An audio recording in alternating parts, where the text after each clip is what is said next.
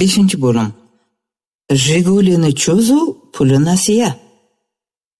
Qonxo'r to'daga endi 2 yengil avtomobil, KAMAZ yuk mashinasi xizmat qilardi. Biroq bu telba ko'ngil yana nimalarni tusamaydi deysiz. Yana bitta mashina bo'lsa ortiqchalik qilmasidi.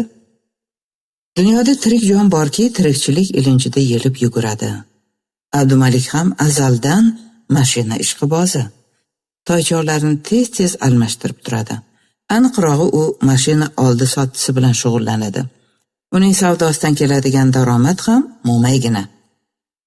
Keyingi paytlarda barcha avtomobillar ichida ayniqsa Jiguli rusumli mashinalarning bozori chaqqon bo'lib turibdi. Shuning uchun ham Abdumalik anchadan buyon Jiguli rusumli mashinalar oldi sotisiga ixtisoslashgan.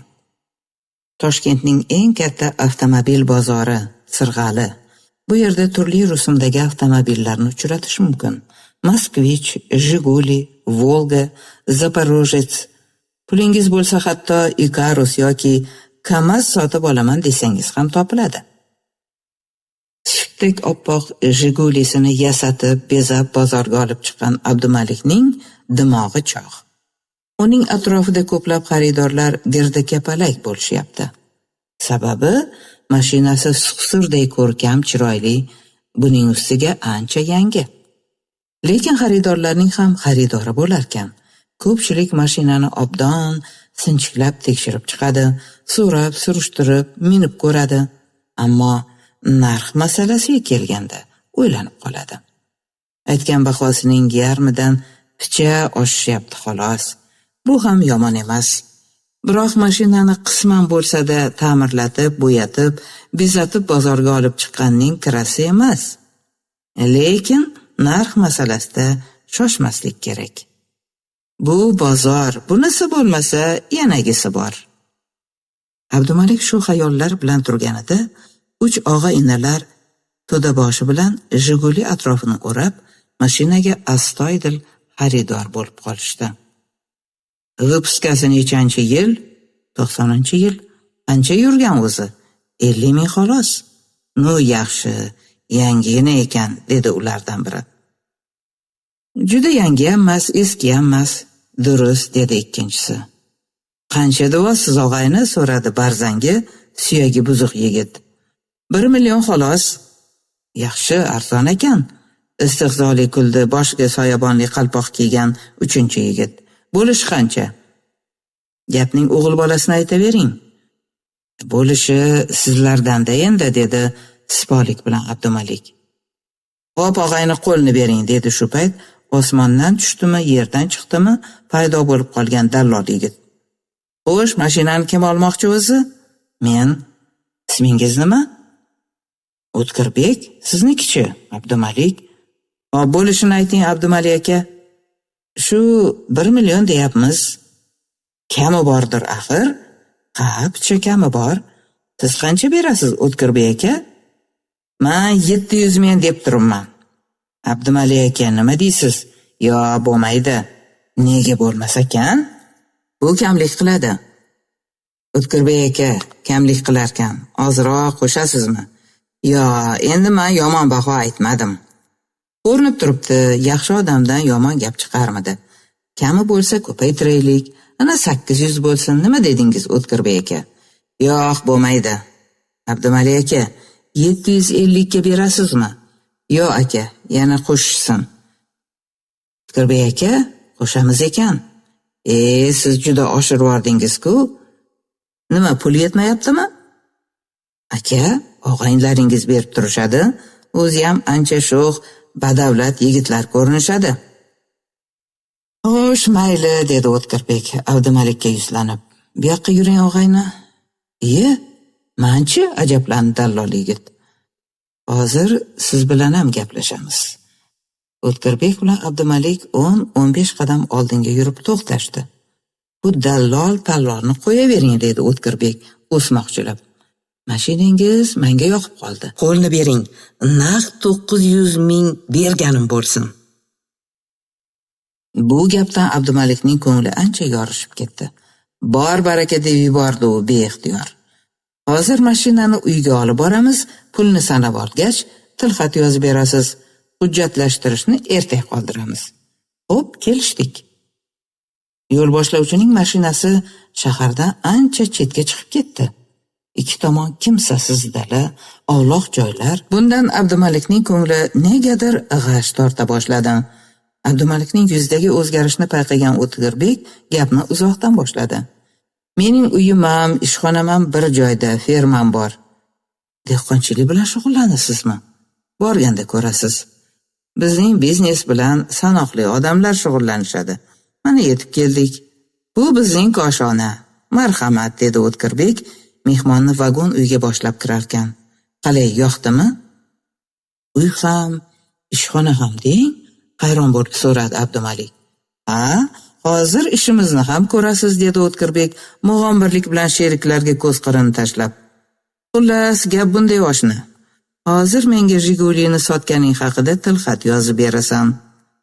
Avval pulni bering, avval tilxat yoz. Pulni keyin olasan. Axir yozasanmi? Yo'q, men ketdim. Demak, yozmaysan ham, ketmaysan ham. O'tkirbekning ishorasini kutib turgan to'da jallodi Safar Dilmurodov qayralgan pichog'ini ishga soldi. 3 og'ayni vahshiylar Toshkent bozorlarida izg'ib yurishardi. Qovun, tarvuz, xurmo, kartoshka kabi mahsulotlar, hatto bir mashina sopol idishlar ham qonxo'r to'da qo'liga o'tdi. Egallarning jasadlari esa Keles daryosi qa'riga tashlandi.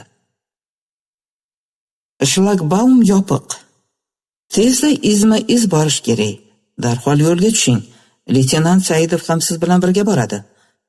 Xo'p bo'ladi, qisqa javob qaytardi kapitan Jo'raboyev. Tafsilotlarni o'sha joyda bilib olasiz, davom etdi bo'linma boshlig'i mayor Inomov. Hozircha shuni aytishim mumkin. Bunyodkor jamoa xo'jaligidan Volga rusumli avtomashina o'g'irlanibdi. Davlat raqam belgisi TSH1525. Voqea joyida avtomashina shinasi izidan boshqa narsa topilmadi. Daliliy ashyo ham yo'q. Tergovchi ekspert bilan atrofni o'rganib yurishganda ularga jamoa xo'jaligi raisi va uning bir nechta a'zosi peshvoz chiqdilar. Mashinani har kuni shu yerga qo'yib ketardik, hech gap bo'lmagan edi, so'z boshladi Bunyodkor jamoa xo'jaligi rahbari dam ichki ishlar xodimlariga, dam jamoa xo'jaligi a'zolariga yuzlanib. Nega bunday bo'ldi, hech aqlim yetmayapti. Biror kishidan gumoningiz bormi? So'radi kapitan Baqoyev o'smoqchilab. Yashirmay aytavering. Kimdan gumon qilish mumkin? Hammamiz ko'pdan beri bir-birimizni taniymiz, halol, mehnatkash kishilar. Mashinani chetdan kelgan kishi haydab ketgan bo'lishi kerak, dedi ishonch bilan xo'jalik raisi. Ha, deyishdi yig'ilganlar bir ovozdan. Darvoqe, dedi brigada boshlig'i Nosir Salimov. Jamoa xo'jaligimiz hududida Toshkentdan kelgan montajchilar brigadasi ishlayapti. Ularning rahbari Xoliqov degan kishi. Ana shu kishi bilan gaplashib ko'rish kerak. Ichki ishlar xodimlarining montajchilar brigadasiga kelishi hech kimni ajablantirmadi. To'g'ri, brigada a'zolari mashina yo'qolganda to'g'risida hali hech narsa eshitishmagan ekan, lekin bu tashrifni o'zlaricha tushunishdi. Sizlar Sofiyni qidirib kelgan bo'lsalaring kerak. Nima qilishga hayronmiz. Yigitimiz shu bugun tunda hech kimni ogohlantirmay qayoqqadir g'oyib bo'ldi. Kapitan Baqoyevda birinchi shubha tug'ildi. Lekin uni darrov oshkor etmadi. Chunki kasbi shuni taqozo etadi. Sofiy mashina haydashni biladimi? Bilmadim. U biz bilan ishlay boshlaganiga ko'p bo'lgani yo'q. Biz faqat uning Toshkentda Kafanov ko'chasi 30-uyda turishinigina bilamiz. Bu yerda uning oshnalari ham yo'q. Sofiyev odamovi kishi edi. Kapitan Baqoyevdagi shubha tobora ortib borardi. Lekin gumonga asoslanib inson taqdirini hal qilib bo'lmas edi. Ayni paytda tug'ilgan shubha o'rganib chiqishga arzirdi. Xuddi shunday axborot berdi kapitan Baqoyev tuman Ichki ishlar boshqarmasi boshlig'ining o'rinbosariga. Bu tafsilotlardan tashqari gumondorning shaxsi aniqlandi. Qurilish boshqarmasida unga tegishli hujjatlar shaxsiy yig'ma jildi ochilgan. Muqaddam sudlanganmi? qo'qqisidan so'radi Ichki ishlar boshqarmasi boshlig'ining o'rinbosari Mallayev. Ha, u muqaddam bir necha marta sudlangan ekan. Mallayev telefon go'shagini ko'tarib, buyruq ohangida dedi: "Meni darhol viloyat bilan bog'lang." Havorang Volga avtomashinasi tekis yo'lda o'qday uchib ketyapti. Xuddi shu paytda yuborilgan telefonogramma esa undan o'zib barcha ichki ishlar bo'limlariga yetib bordi. Unda jumladan shunday deyilgan edi: shahar va tuman ichki ishlar boshqarmasi boshliqlari diqqatiga. Katta halqa yo'lda tungi patrullik kuchaytirilsin, o'tkinchi Volga rusumli mashinalar sinchiklab tekshirilsin. Katta halqa yo'l bo'yidagi tumanlar hududida joylashgan yo'l patrul xizmati maskanida navbatchilik kuchaytirilsin. Daryo yoqasidagi yo'l patrul xizmat maskanida ish qizg'in. O'tgan-ketgan transport vositalari ko'rsatmaga ko'ra sinchkovlik bilan ko'zdan kechirilyapti. Tong yorishib qolganda chiroqlarini yoqib, uzoqdan Volga avtomashinasi ko'rindi. Vazifa ravshanmi? Yana bir marta so'radi tezkor guruh boshlig'i mayor Isoqov. Tasdiq javobini olgach, o'zi ildam qadamlar bilan shlagbaum tomon ketdi. Katta yo'l bo'yida leytenant Shakarov bilan serjant Nosirov qolishdi. Shakarov mashina tomon yurib qo'lini ko'tardi. Bu haydovchi uchun diqqat, to'xta degan ishora edi. Volga to'xtamay shlagbaum tomon o'tib ketdi. Mayor Isoqov shlagbaumni pastga tushirib, yo'lni yopib qo'ydi. "Hujjatlaringizni ko'rsating", buyurdi mayor. "Pasportimni uyda qoldiribman", tutila g'o'ldiradi haydovchi va hadiksirab orqa o'rindiqdagi yo'lovchiga qarab qo'ydi. Isoqov orqa o'rindiqda shirakaf yigit g'ujanak bo'lib yotganini ko'rdi. "Mashina kimniki?" "Meniki", haydovchi mayor yana savol berishini kutib o'tirmay to'tiqushday sayrab ketdi. "Tog'amni Samarqandga kasalxonaga olib borgan edim. Endi bo'lsa Toshkentga uyga qaytyapmiz. Yo'lda juda mazalari qochib qoldi." "G'alati-ku", deb o'yladi Isoqov. Toshkentlik tog'asini Samarqandga shifoxonaga olib borsa, xuddi o'rmonga o'tin olib borishdek gap-ku. Haydovchi labiga tegmay hamon bidirlardi. Yo'l-yo'lakay sirg'aliga, "Mana bunikiga kirdim." U boshi bilan orqa o'rindiqda mudrab o'tirgan kishiga ishora qildi. "Bu mening oshnam, ismi Nodir." Isoqov haydovchining so'zlaridan qanoatlangan kishiday biroz oldinga o'tdi va ko'z qiri bilan mashinaning davlat belgisiga qaradi. Bu o'sha telefonogrammada qayd etilgan mashinaning davlat raqami edi. Kapitan xotirjam harakat qilayotganligi tufayli yuz ko'zlarida hech qanday o'zgarish sezilmadi. U avvalgidek bosiq, xotirjam ohangda so'radi: "Mayli, hech qisi yo'q. Oshnangizni tanishtirdingiz-u, o'zingiz to'g'ringizda og'iz ochmadingiz. Katta tezlikda kelayotganingiz uchun jarima to'lashingizga to'g'ri keladi." Haydovchi inspektorning gaplaridan ko'ngli xotirjam bo'lib o'zini tanishtirdi. "Abdurahim So'piyev bo'laman." Isoqov xuddi shu ismning aytilishini kutib turgan edi. Dastlabki tergovda bu jinoyat tafsilotlari ma'lum bo'ldi. So'fiyev avtomashinani Bunyodkor jamoat xo'jaligi shiypondan o'g'irlab ketganini tan oldi. Keyinroq tergov davomida So'fiyevning Keles daryosida sodir bo'lgan jinoyatlarga aloqasi yo'qligi ma'lum bo'ldi. Ko'kterakdagi qora ishlar.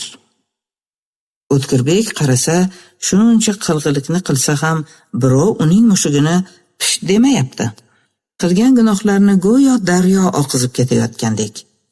Bundan ruhlangan guruh a'zolari o'z faoliyat doiralarini kun sayin kengaytirib borishdi. Ko'kterak choyxonasi Toshkent tumanining eng xushmanzara, xushhavo go'shalaridan birida joylashgan. Bu yerga do'stlar, qadrdonlar diydorlashgani, dam olib hordiq chiqargani to'planib turishadi. Mana shu choyxona bir necha yil muqaddam norasmiy ravishda O'tkirbek choyxonasi deb yuritila boshlangandi. Buning asosiy sababi O'tkirbek o'zining hamtovorlari bilan choyxonaga in qurib olib, imi-jimida jinoiy ishlar rejalarini tuzishar, kechalari tonggatorga qadar qimor o'yinini tashkil qilishardi. Qimorbozlarning dardi pul. Shu dard xuruj qilganda bir-birini aldaydi, ko'zini shamg'alat qiladi, lekin o'yin qiziganda do'stlik tugul insonlar boshi ham pulga chaqirib ketadi. Kuzning 6-kuniga o'tar kechasi mana shu choyxonada katta qimor o'yini tashkil etildi.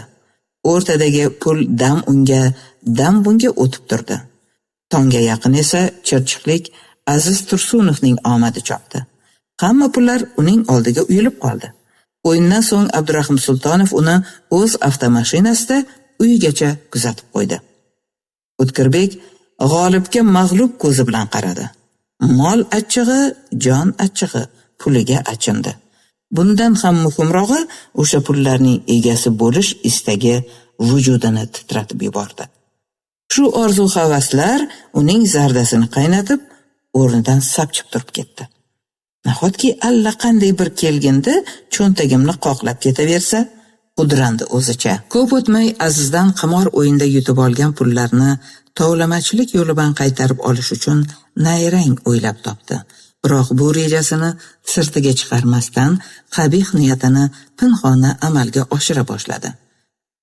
Yo'qolmagan brilliant toshli tilla uzuk yo'qoldiga chiqdi. Buning kasriga g'olib qimorboz ham qolishi tayin edi. Shu bois uzuk qidiruvchilar dastlab Abdurahimning uyiga qadam ranjida qilishdi. Sultonov choyxonadan qaytib endi yostiqqa bosh qo'yganda, ko'cha eshik taqilladi. Chiqib qarasa, O'tkirbekning Bahrom, Qodir ismli yugurdaklari bilan Umid Hamidov turishibdi. U shoshib qolgandan tili kalimaga kelmay qoldi. Keyin zo'rg'a tinchlikmi deb so'radi. Nima ish qilib qo'yganingni bilasanmi? Bilmayman dedi Sultonov dovdirab. Tinchlikmi o'zi? Seni bek aka choyxonada kutib o'tiribdi. Borsang bilasan. Choyxonada o'zini xon, ko'lankasini maydon sanab o'tirgan O'tkirbek Sultonovni ko'rishi bilan yana zardasi qaynab, o'rnidan irg'ib turdi. Ha, o'g'rigina bolam, keldingmi? Qani yaxshilikcha tilla uzukni uzatchi. Uni qayerga yashirding, ablah? Qanaqa uzukni so'rayapsiz? Bek aka deb so'radi Abdurahim hech narsaga tushunmay. Xudo haqqi, hech qanday uzukni ko'rganim yo'q. Agar tirik qolishni istasang, uzukni qachon, kim olganini aytasan. Aks holda narigi dunyoga ravona bo'lasan, tushundingmi? Sultonov O'tkirbekning vajohatdan qo'rqib ketdi. Birdan yuragining gursillab urayotgani quloqlarga ayon eshitilayotgandek tuyuldi. Uning yuzlari dokadek oqarib ketganini, tizzalari dir-dir titrayotganini ko'rgan O'tkirbek asosiy maqsadga o'tdi. Unda Azizni qayerga olib borib qo'yganingni aytasan. Bo'lmasa, Sultonov qarasa, ahvoli chatoq. Hozir O'tkirbekning buyrug'ini bajarmasa, bu zo'ravonlar uni sog' qoldirishmaydi. Shuning uchun ham u Azizni qayerga olib borib qo'yganini aytishga majbur bo'ldi. Shundan so'ng O'tkirbekning ko'rsatmasi bilan Nuriddin Qurbonov, Qahramon Bo'riyev, Umar Hoshimov va jinoiy guruhning 10 dan ortiq boshqa a'zolari Azizning xonadoniga yo'l oldilar. Ular manzilga yetgach, hovliga eshik orqali emas, balki devordan oshib kirdilar. Aziz bu paytda shirin uyquga ketgan edi. Bosqinchilar uni uyg'otib, ayovsiz kaltaklay boshladilar. Ular Azizni navbatma-navbat rosa tepkilashdi. Aziz hushidan ketib, gurs etib quladi. Bir mahal hushiga keldi. To'ng'illagan ovozlar chalindi quloqiga. Bildiki, gilam ustida cho'zilib yotibdi. Sochlari, yuzlari jiqqa ho'l. Shu payt tepasida kimdir paydo bo'lib, do'q qaralash so'radi. Uzukni qayerga qo'yganingni aytasanmi, yo'qmi? Aziz asta bosh chayqadi. Bundan g'azablangan Umar yerda cho'zilib yotgan Sultonovni urib, duch kelgan joyiga tepa ketdi. Og'riqning zo'ridan Sultonov ayanchli ingrab yubordi.